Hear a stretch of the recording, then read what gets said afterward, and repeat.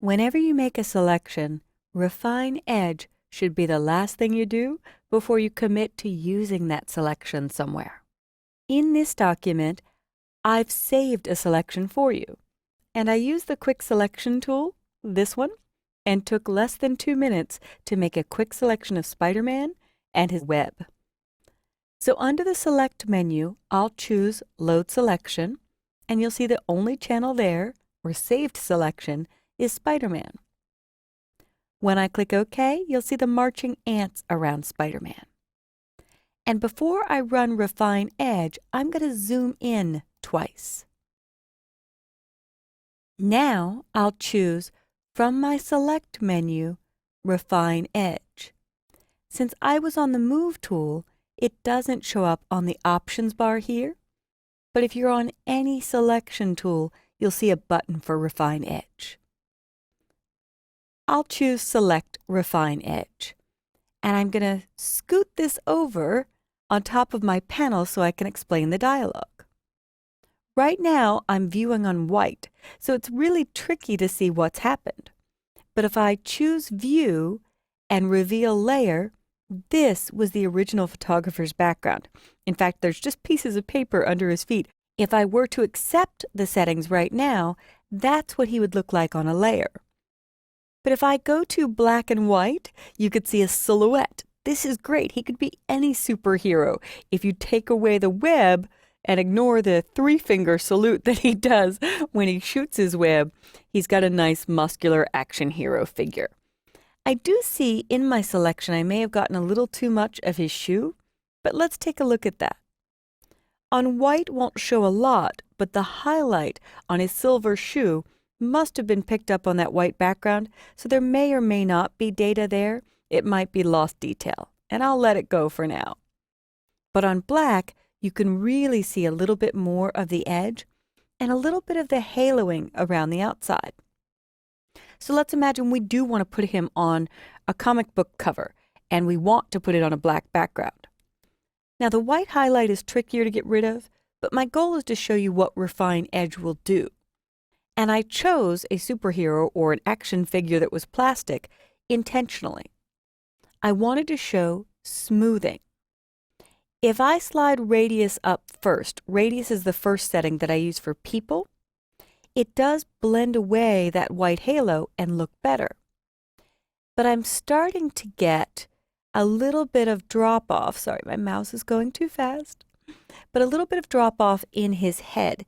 This is turning clear or transparent.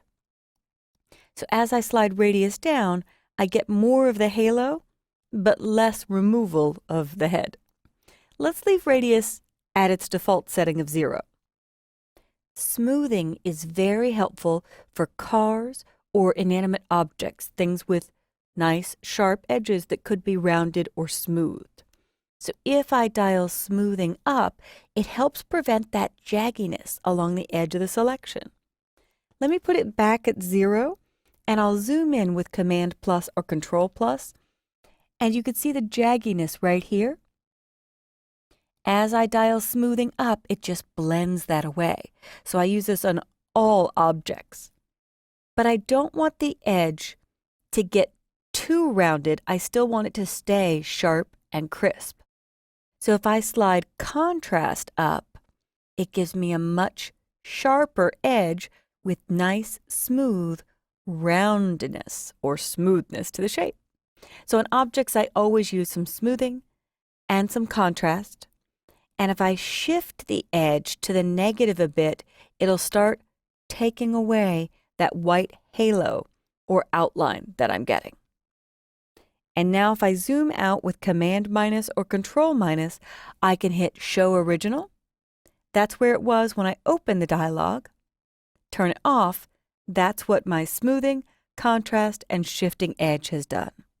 I could combine a little radius into that, but this is going to grow into the object too much and actually wipe out his rope. So as I said, with objects, I tend to not use radius. I only use smoothing and contrast. And if I've shifted the edge too much inside, I could bring some of the rope back by dialing that up. Ultimately, he'll end up on his own layer, And if there is more of the foot I still have, there is more of the foot I still have, I could use the Erase Refinements tool and erase over the little corner of the foot to see if I can keep it there. I think it was blown out in the original shot. So I'm just going to click OK to go back to a selection. Zoom in a little bit. And I do have a little foot there. So this is when the lasso will help you. I'll just go to Add to Selection and start well inside the shoe and just include back in a circular motion that part of the foot. Now Spider-Man can be broken into his own layer. So I'll double click on background and name it Spider-Man. Click OK. And to get him on his own layer and wipe out that background, I'm going to hit the button to add a layer mask. And if I fit on screen or in window, everything in the checkerboard or transparent area is gone or technically clear. I could drop a new photo in the background, or I could just put a solid color in the background. And let's finish off with that. So I will choose Layer, New Layer, and I'll call it Solid. If you know the color, you can give the name of the color to the layer. Now I'll drag the solid color below Spider-Man, so the color I pick will go underneath him or behind him technically. And I think today I'll just choose a greenish tone, so maybe a darker green. You could sample anywhere in the color rainbow, and when you land on one you like, we'll fill with that color. So I will choose Edit, Fill with foreground color. Click OK. There he is on a brand new background. I could add shadows and other things, but our goal was to see how to use Refine Edge on objects.